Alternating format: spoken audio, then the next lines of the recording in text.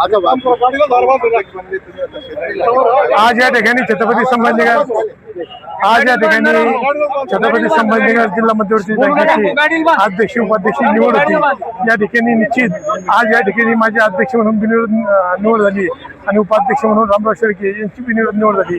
खरं तर आज या ठिकाणी शिवसेना नेते या राज्याचे उपमुख्यमंत्री एकनाथजी शिंदे साहेब असतील, या राज्याचे मुख्यमंत्री देवेंद्रजी फडणवीस साहेब असतील, उपमुख्यमंत्री सुनेत्राताई पवार असतील, यांच्या तिन्ही नेते मंडळीचे या ठिकाणी मनापासून आम्ही आभार व्यक्त करतो की या ठिकाणी जिल्हा मध्यवर्ती बँकेमध्ये आमच्या अध्यक्ष उपाध्यक्ष आमचा जो विश्वास दाखवला भविष्याला कधी तडा जाणार नाही। कारण की या ठिकाणी मी खरं तर मनपूर्वक आमच्या संचालक बोर्डाचे आभार मानाल।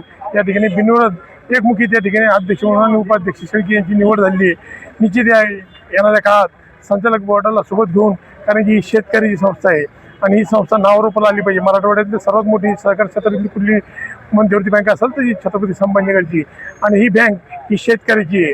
या ठिकाणी तरुण वर्ग असेल, शेतकरी असेल, महिलांना कसं या बँकेच्या माध्यमातून आपल्याला प्रोत्साहन देता येईल, बँकेचं कसं हित जोपासेल यासाठी अध्यक्ष असतील, मी असेल, उपाध्यक्ष असेल, आमचे संचालक बोर्ड असेल, हे कटिबद्ध आहे। निश्चित मला या ठिकाणी खात्री ही बँक नावारूपाला आल्याशिवाय राहणार नाही। आमदार पण आहे, शेतकरीला खर्च माफ करण्यासाठी काय विशेष हे बघा, कर्जमाफी या ठिकाणी पुण्यश्लोक आले ती ओळखली, पुण्यश्लोक कर्जमाफी राज्य सरकारने दिली।